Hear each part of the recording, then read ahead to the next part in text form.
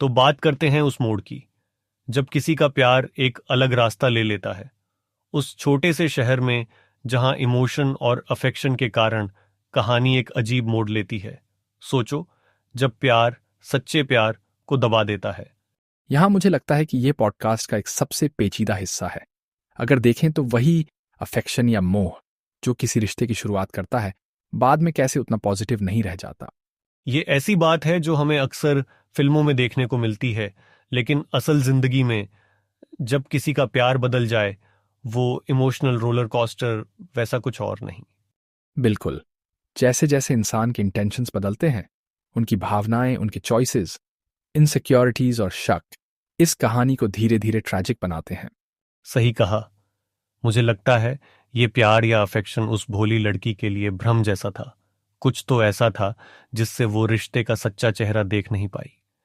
और यही अफेक्शन जब किसी और के लिए शिफ्ट हो गया, तो उसमें न सिर्फ भ्रम था, बल्कि वो प्यार खुद वैनिश हो गया।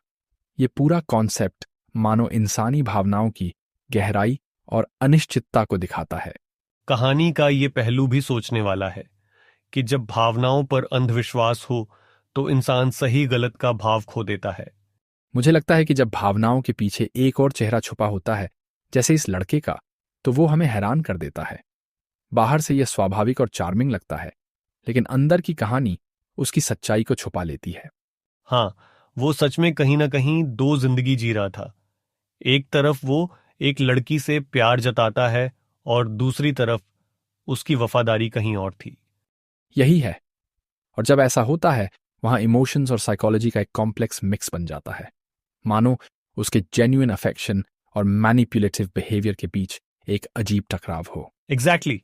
यही तो वो लव ट्रायंगल है जहां हर कोई सोचता है कि वो सही है, लेकिन यही डायनामिक्स कहानी को इतना डार्क और पेचीदा बनाते हैं। इससे मुझे एक असली केस की याद आती है। एक मामला था जहां एक व्यक्ति ने अपने ही रिश्ते को बचाने के लिए इतना बड़ा कदम उठाया कि मर्डर तक कर डाला। ये कितना डिप्रेसिंग और डरावना है कि प्यार के नाम पर इंसान सही गलत की सीमाएं पार कर ले। और यही इस केस में हुआ।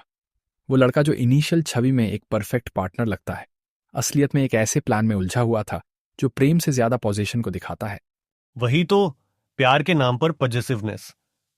मुझे लगता है ये दिखाता है कि जब प्यार के साथ धोखा और भ्रम जुड़ जाए तो कैसे चीजें खतरनाक हो जाती हैं। इतनी खतरनाक कि वो उन सीमाओं को पार कर जाता है जहां अफेक्शन खत्म हो जाता है और ऑब्सेशन शुरू होता है। और इसका असर सिर्फ उस भोली लड़की पर ही नहीं, बल्कि पूरे समुदाय पर पड़ता है।